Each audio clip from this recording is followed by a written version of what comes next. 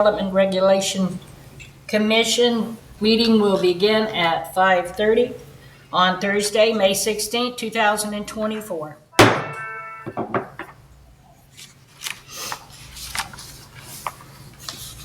Denise King, Chair. Here. Samuel Strauss, Vice Chair. Here. Kenny Robinson. Here. Jimmy Van Jr. Here. And Gary Cummings. Here.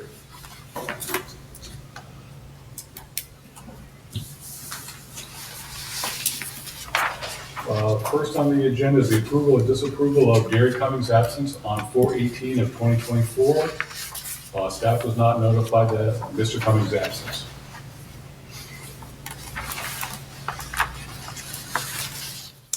All in favor of approval or disapproval?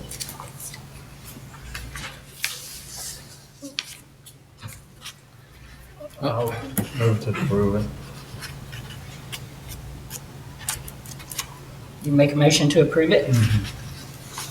I'll second it.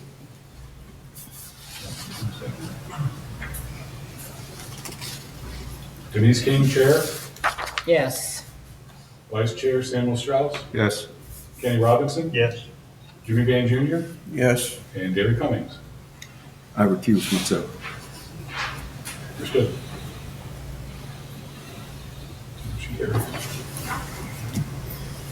All right, tonight we have three presentations. The first one's going to be a special exception for 104 East Ariel Road, which would be mini warehouse storage units. Back in August of 18 of 22, the Pldrc granted this special exception, and the commission granted the exception on September 12th, 2022. What happened here was Mr. Green was ignorant of the situation where after 1 year, the special exception would expire. So he went and voluntarily let the county use the property for the septic to sewer on the north end. So unbeknownst to him, his special exception expired within that time. Unfortunately, right now, this is a formality. He's gonna have 14 mini warehouses or storage units. And like I said, I did have to go for the record that Ms. Rodriguez did kind of mention she lives just to the south of the 104 East Ariel, and she resides there now. She resides at 796 Indian Harbor. Her only concern was basically, I guess at night at that store, they end up having people drink in, some of the homeless vagrant, whatever like that, and she's worried about the activity, the negative impact that it may have. But if you think about it, the storage unit is going to have cameras, it's going to have lighting. So I try to explain to her a little bit, it's going to be more of a benefit. And again, she was just more disturbed about the activity that may illegally go on in that environment. But again, I kind of explained to her, again, I understand her concerns, but basically with the lighting, the security cameras, and I don't know if he's gonna have 24 access in and out of the storage unit. Most storage units at 8 o'clock, they shut down. And again, I don't have all those details at the time. But again, you guys approved this back in 2022. Yeah, but you also have, it's a buffer zone between the convenience store, her place, the units, it's all gonna be fenced in. So it's, plus the security cameras there. It's not like it's open between her place and the convenience store. That is correct. So they're not gonna be wandering through there and hiding behind storage units or whatever. It may actually be more of a traditional thing with the lighting and Right. so. Yes. All these points were covered before, it's just that we let it lapse. Yeah. Yeah, that's, and like I said, he, out of the goodness of his heart, he let the county use it to expedite, obviously, the construction. And again, you've never really notified him, he was ignorant to the situation, and it was expired within a year. This is basically a formality anyway. That We is passed it before, and I move that we pass it and let him proceed with his construction. I'll Is that a second it. motion? In a second. Denise King, Chair. Yes. Samuel Strauss, Vice Chair. Yes. Kenny Robinson. Yes. Jimmy Van Jr. Yes. And Gary Cummings. Yes. All right. The next one is going to be a special exception for 349 Ward Drive, boat sales. What Roger did was basically, he actually owns the 440 US Highway 1. I don't know if you're familiar with the boat storage unit to the north. What he wants to propose is basically carry another one basically to the south. He's gonna do the same thing, except he's gonna have boat sales. I've never received any complaints about his business operation code-wise to date. So Mr. Rogers is in the audience, so whatever, if he wants to speak to him, you're welcome to. I'm sorry, Mr. Rogers Page. Do y'all have any questions for him?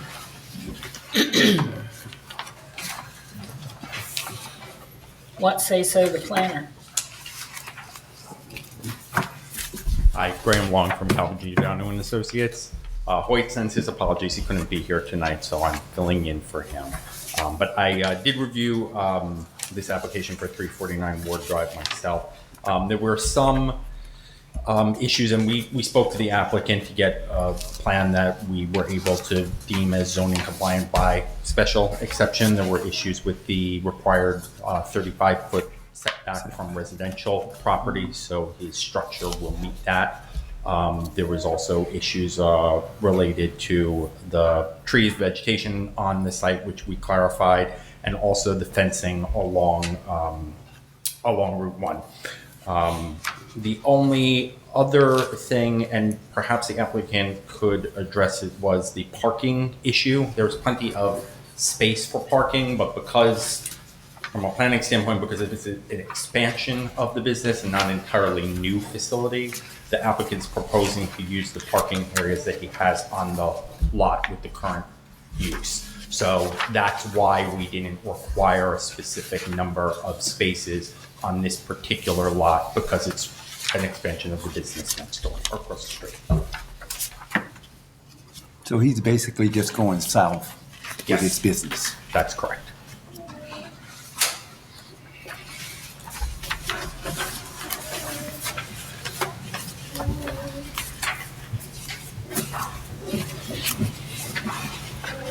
Do we have any, has anybody signed in on this one? In regards to, Being allowed to speak? oh, I'm sleepwalking, my apologies.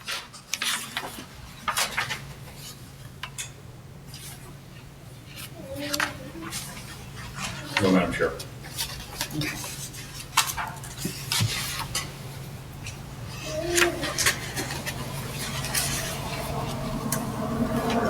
Gentlemen, do you have any questions, comments, concerns on this? I'm thinking-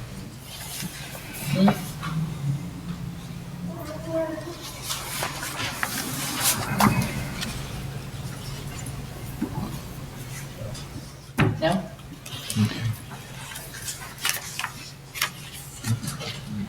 You what? No, it's, Okay. yeah, it's, I move to approve it. Pretty much. Yes, sir. Make a motion to approve the variance. So, I'll second it. Okay, call the roll. Denise King, Chair. Yes. Samuel Stokes, Vice Chair. yes. Eddie Robinson. yes. Jimmy Daly Jr. Yes. And Gary Cummings. Yes. Unanimously passes.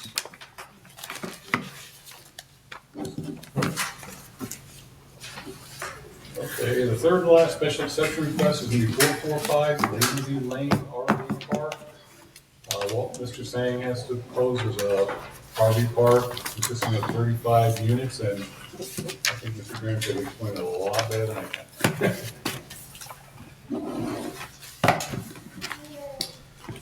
Sure. The application is for an RV park in the A1 agricultural zoning district. This is permitted use by special exception only. There are several regulations, and again, we worked with the applicant to make sure the plan was zoning compliant. The main issue here that that came up was the sanitary facilities. So the way the code is written, and at the time the code was written, it was before the days of RVs had their own showers, toilets, sinks, and so the code requires them to have a facility, and that each space for an RV be within 300 feet of those facilities. So what we did is we made sure that they have a pump out station, which is going to be connected to the sewer off Lazy Z Lane, and that pump out station is within 300 feet of all the spaces. The other issue that was significant is that the code also prohibits any kind of decking or overhangs or permanent fixtures to the RVs. Basically, it's to prevent an RV park from turning into a mobile home park.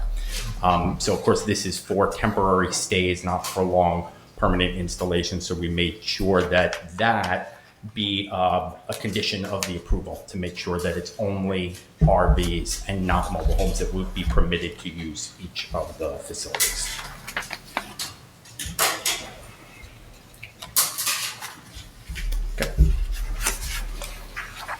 Do we have any questions or comments from the audience on this one? Yeah, actually, Madam Chair. Yes. Jessica Green? No, I've never done this before, do I? Yeah, I'm also calling you, state your name and address, please. Hello. Hello. My name is Jessica Green. I live at 475 Lazy Z Lane in Oak Hill. And we just moved there. We just purchased the property at the end of this lane. And we're surprised to find about the RV proposal, the RV site proposal coming up. The first thought that I had was the pollution. Not only noise pollution, but light pollution. Don't know what kind of lighting is going to be put up. Generally, they have big lights in RV parks so that people can see where they're going. And everybody knows probably Lazy Z Lane better than I do. It's a very quiet, rural road, small road. The second thing I was thinking about are these RVs coming in. It looks like they were proposed to be fifth wheels, or some of those, there's a designation on those that are toy haulers. So for a fifth wheel, you have to have at least a 250 or 2500 or something to pull those. A lot of those, and probably a lot of these guys, you're going to have 3500s, dualies coming down that road. Another thing about RV parks is there's not just the vehicle that's pulling the RV. There's probably one or two vehicles that are going to go along with it. Plus, if it's a toy hauler, what are they bringing to that site? Are they thinking that they're going to bring their motorcycles, their ATVs, and are going to be able to roam around by the railroad tracks? We already have people going down that line between our property and the railroad tracks at night. So there's just those considerations. Another thing is the 35 sites, that's quite a few sites. I realize that it does designate that many for that property, but it's still a lot of sites to have on a 5-acre property. The refuse was one of the things that I was thinking about, excrement. And the dump site, that's well and good until you have to smell it. As people are lining up as they're leaving for the weekend, and getting their dumps ready. I have an RV. I know what it smells like. I'm a nurse. I know what it smells like. It doesn't smell pleasant, and it goes on for a long time. Kind of hangs in the air, kind of a thing. So there was that. Another thought was these people are coming for a short term. What's short term? A week in my mind might be short term. A month or 6 months in the owner's mind might be short term. But regardless of what it is, short term means that these people do not have roots in the community. And, quite frankly, Oak Hill, it's a beautiful little community. I love it myself. I'm planning on putting roots down with my grandson and my son. But what is Oak Hill going to benefit from this RV park? All I see is detriment to it. I don't see any benefit to it. I don't see people spending their money in Oak Hill. I see people maybe at the fishing site over there or some of these other sites. There's, restaurants in Oak Hill. I feel like these people are going to be coming in, maybe for a weekend launch. They're gonna go to Daytona, they're gonna go to Cocoa Beach, they're gonna go to New Smyrna Beach and spend their money there, while they tear up the area immediate to everybody else who lives on Lazy Z Lane and the other areas around there. And we're left with the mess, so to speak. And then who pays for the mess? Well, the city, right, is gonna end up paying for the street. Anything that happens, complaints, I know for a fact these people are gonna come in, I can see this. They're gonna come in, we live at the very end of the lane. They're gonna come in, their Google's gonna say, oh yeah, turn right now, and they're gonna already be past where they're supposed to turn in. They're gonna end up coming down to the end of the lane with those big fifth wheels or whatever they're pulling, and they're gonna have to end up turning around, tearing up the property and things like that on the side of the road. Your 3 minutes is up. I knew I would talk too long. Thank you. Do we have anybody else? Can I just address Go ahead, one please. thing? Yeah. I'm sorry, I failed to mention earlier. So when we're reviewing these, we have to go by the city code. And the city code, like I said, is dated. It does, some of the items that were just mentioned, it does cover, and those are things we discussed, such as lighting, sanitary facilities, etc. There are other things, such as other vehicles being brought onto the site and the disturbances that they may cause that our code does not cover because it didn't anticipate. However, there is state regulations on this that limit both what the city can do in terms of governing how an RV park is going to operate, but also that address some more of those issues that our code does not address. So we're also recommending, as we typically do in the condition of approval, that the applicant must comply, obviously, with those state regulations for RV parks. We just want to mention that. Thank you. Mike, go We ahead. have one more, Madam Chair. Carissa Green?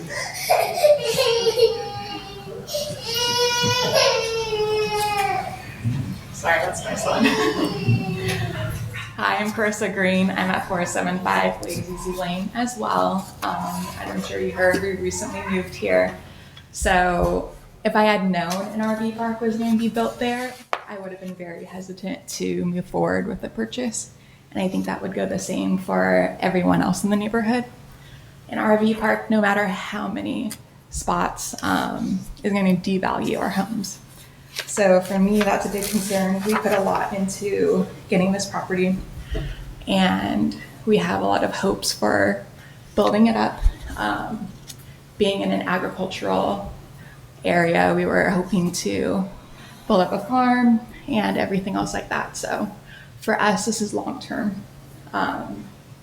So it's not short term for us. We're hoping to pass it along generations if they want to.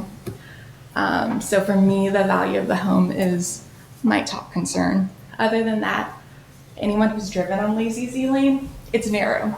So having 35 plus additional people driving up and down that road, to me, isn't plausible. That road's gonna get destroyed. You kind of have to scoot over if someone else is coming down the road. So having that many people in that short lane, is a concern for sure. Sewage is one too, which I know we've talked about. But on top of that, how often it needs to be maintained, if that affects us getting up and down the road as well, how often that happens. Let's see, other than that, environmental as well. I know that there's a lot of endangered species around, especially the tortoises. So just making sure that whatever construction and things that have to happen, making sure that everything is environmentally conscious, because it's a beautiful area and I'm sure all of us want to upkeep that. So those are the top concerns. The main one, honestly, is the value of the home, and I don't see any way around that, even if we limit the spots for the RVs. So for me, that's a big one, because that's where we put a lot of our money into. So yeah, that's it for me. Thank you.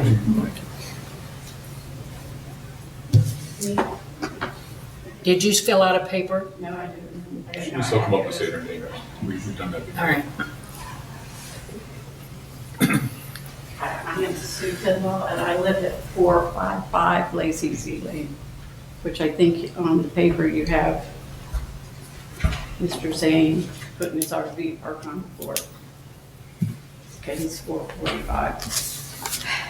The same thing, it's gonna be all the traffic, the septic, too many people, 35.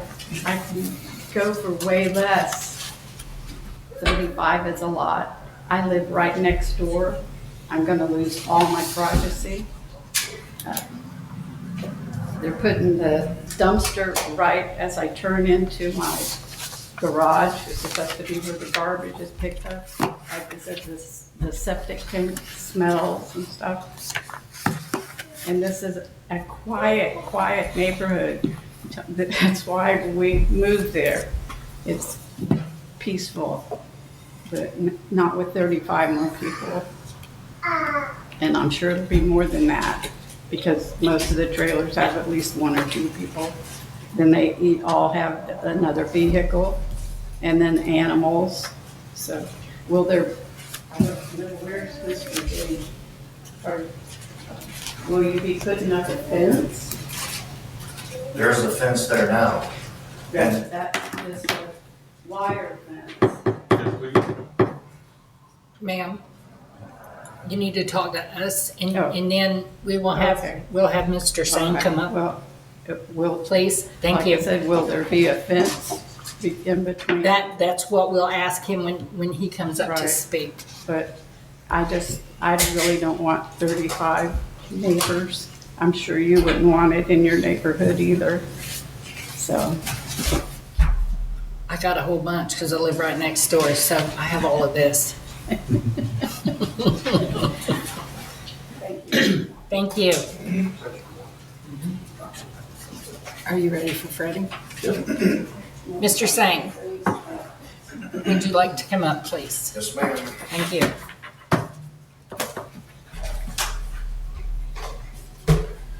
So what you're having a misconception about is this. Name and address? Fred Sang, 431 Lazy Z Lane. Thank you.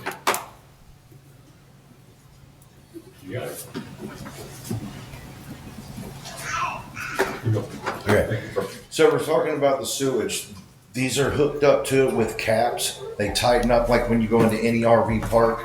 It's going into a lift station, a commercial lift station that's going to take it off of the property down Lazy Z Lane and hook into a force main that takes it to the county treatment plant that's on the other side of the orange grove there. That's what I intend to do. There'll be no smell from it when people dump. Everything's connected, just as if it is at your house. You don't have those kind of issues. I'm well under the amount of sites that I'm allowed to have.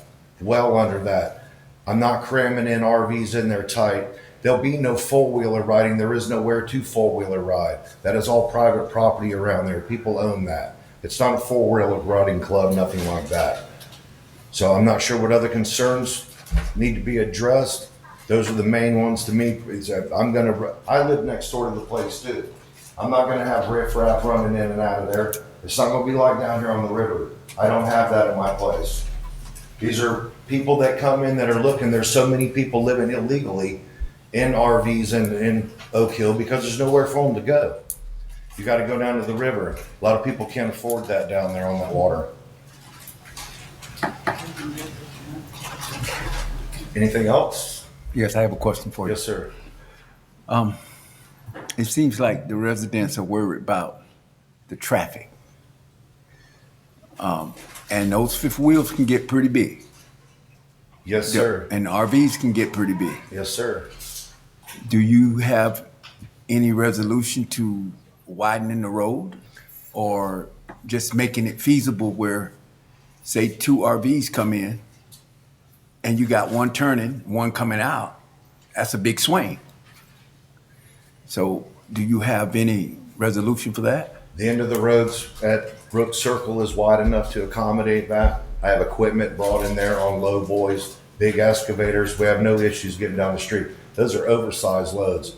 The Okay. grass has grown up on the edge of the road, probably 6, 8 inches on each side of it. It hasn't been graded off of it since the road got paved and put in there.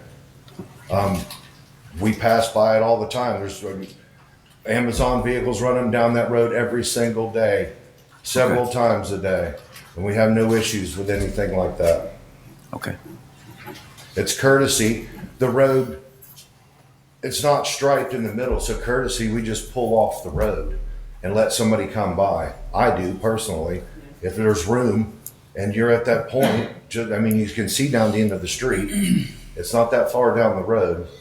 That is, and it's a city street.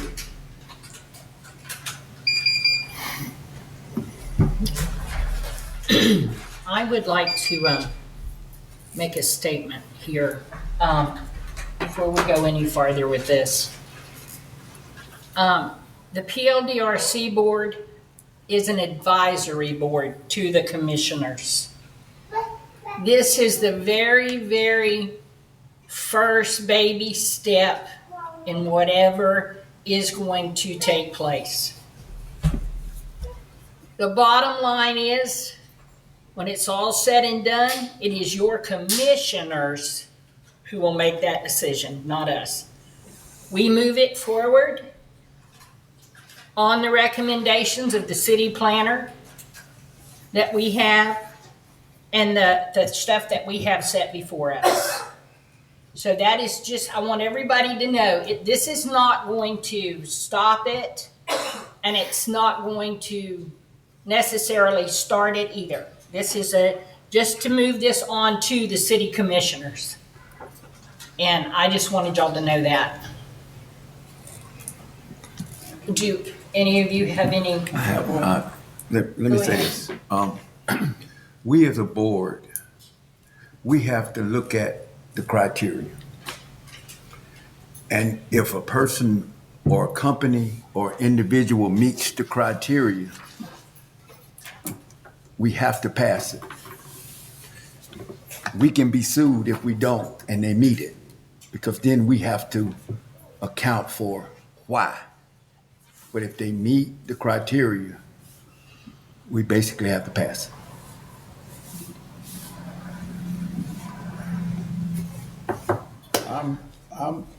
I'm worried about the road coming in there. The right of ways on each side of the road. You know, you talking about having to pull over and let somebody go by. If you pull over, you're pulling over on somebody's property. No, sir. The right of way is 60 foot wide right there from the telephone poles up to the FEC rail grade. The road isn't cleared all the way. It is cleared, but the road doesn't, it's not like it's oversized to accommodate this. It's a normal city street. It's like any other road here in the city of Oak Hill.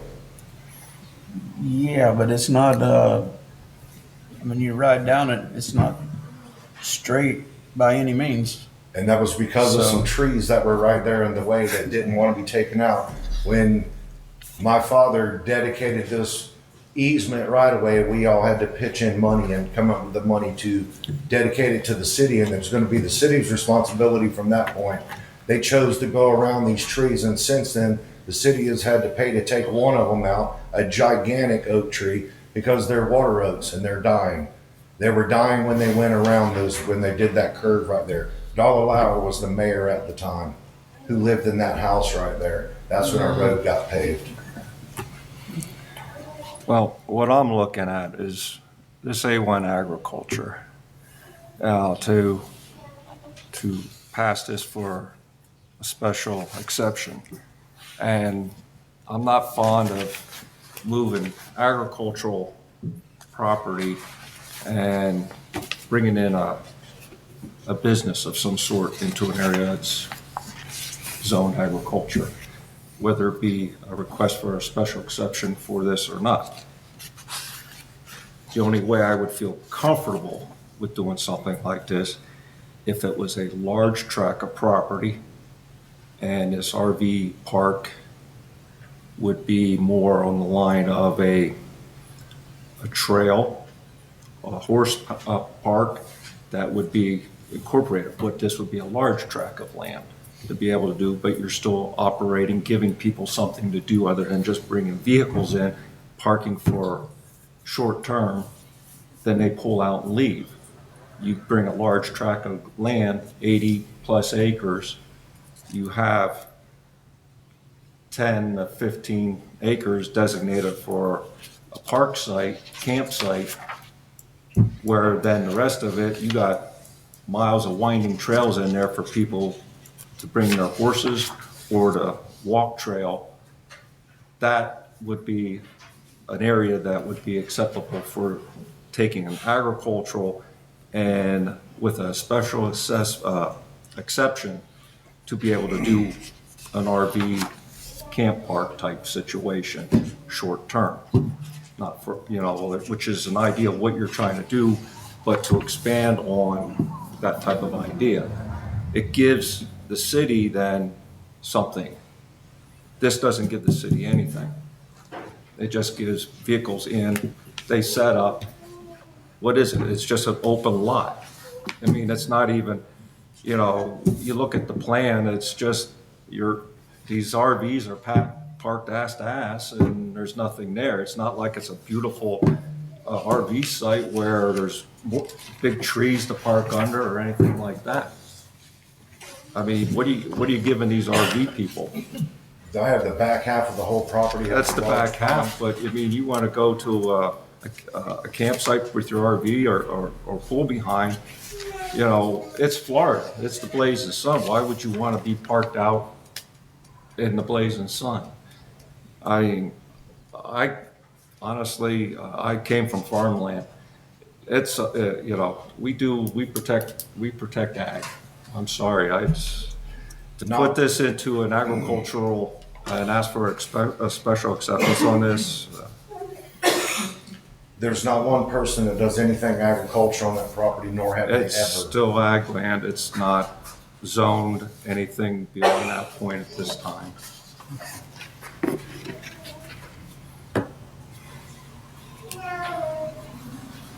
And would not having 10 or 15 acres RVs bring more traffic in than what I'm asking for? I'm asking for 35. The code reads I'm allowed to have 100.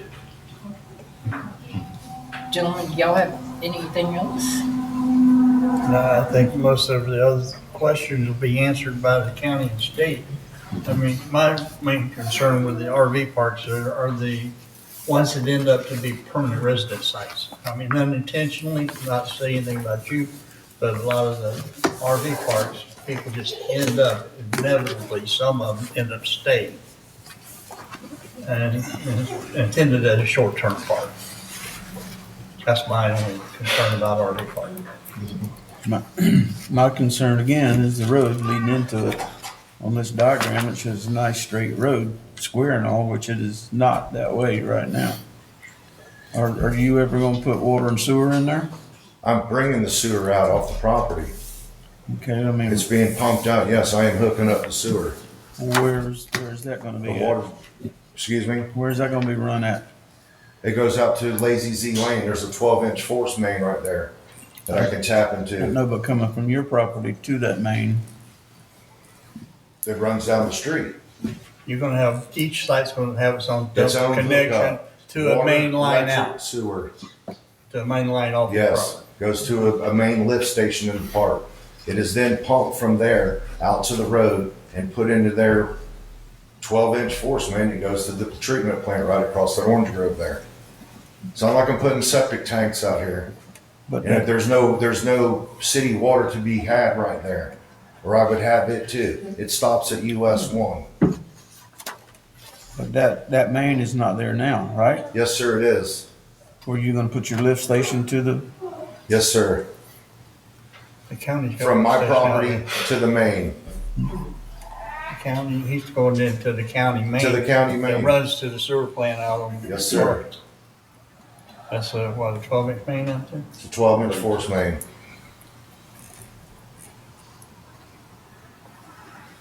And once again, these are sealed off. It's illegal just to take that pipe and stick it down in that pipe there. There's connections for that seal that off, that are required by the state.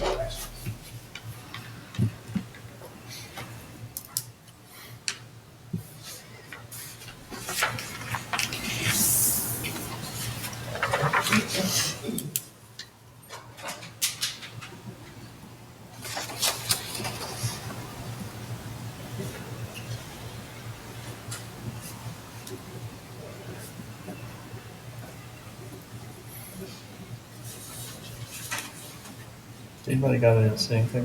I don't know. You got anything? I just want to let me know when you're ready for the motion. Oh, I like this. I'm looking at this. I'm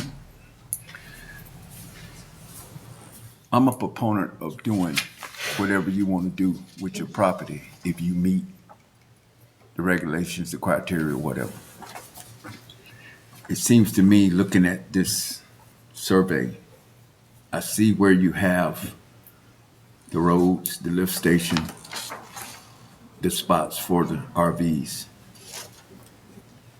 Do you plan to beautify?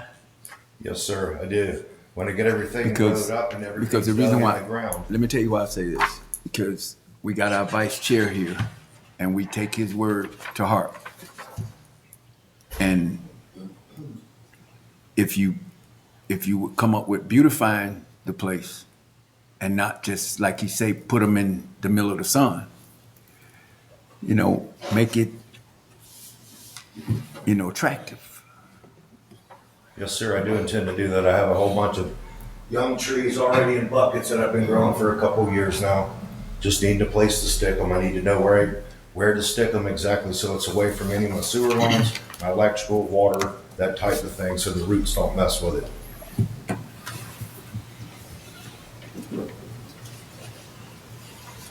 What is the average width of most of the lots? Every single one of those are minimum of 25 foot. Some are 60, 70 foot long, which well meets the requirements of 1,200 square feet per RV site. On county property, I don't think that works in Oak Hill because they're a little closer than that on the river, I'm pretty sure.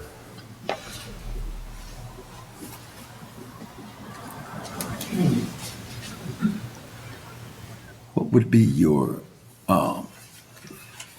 you say it's for short term.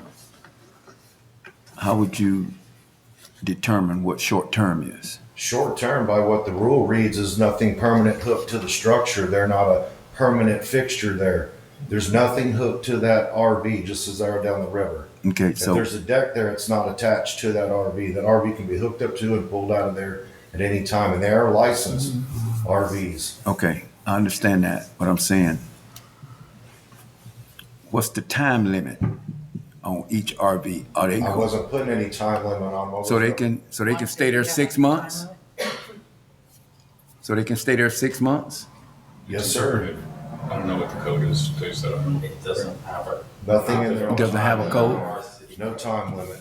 Oh, it's no time limit? No, sir. Okay, Not in the city code. okay. Can I address something briefly? Just Sure. Just to clarify, when we review these applications and as staff or consultants, we give a recommendation. The recommendation is based on what you were mentioning before, sir, about does the proposal meet the criterion that's currently in the code? The recommendation is not that we think it's necessarily a good idea or that this special exception permitted use is a good idea to have in the A1 agricultural zone. It's in there because it's been in there. So when we give the recommendation, it's just that this application is meeting the criteria, and in terms of the density of it, like the applicant mentioned, it's actually less than what's permitted.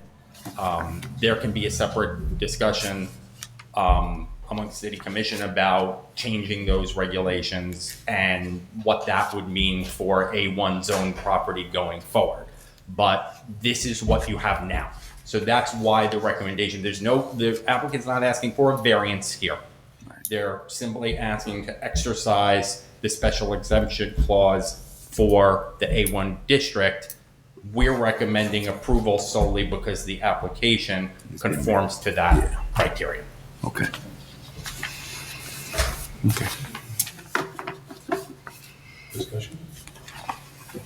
I think we had our we, Yeah. I move to grant the special, you making a motion? making a motion. To approve it. I'll second the motion. Send it on. I'll second the motion. Okay, call for the roll. Vice Chair Samuel Strauss, No. Kenny Robinson, Yes. Jimmy Van Jr., No. Gary Cummings, Yes. Chair Thomas King. Yes.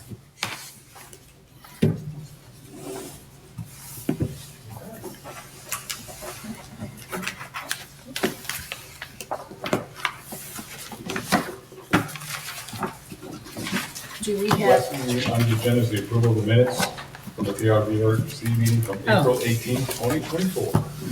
okay.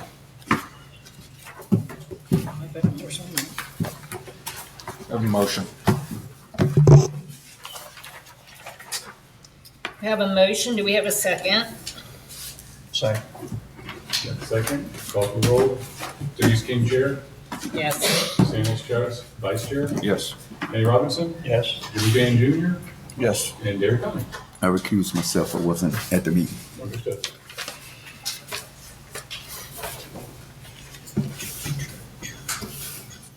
Any comments or concerns from the board? No, I don't. Thank you. No. Okay. No, I'm good. All right.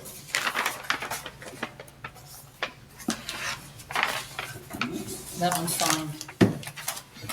Signed, sealed, and delivered.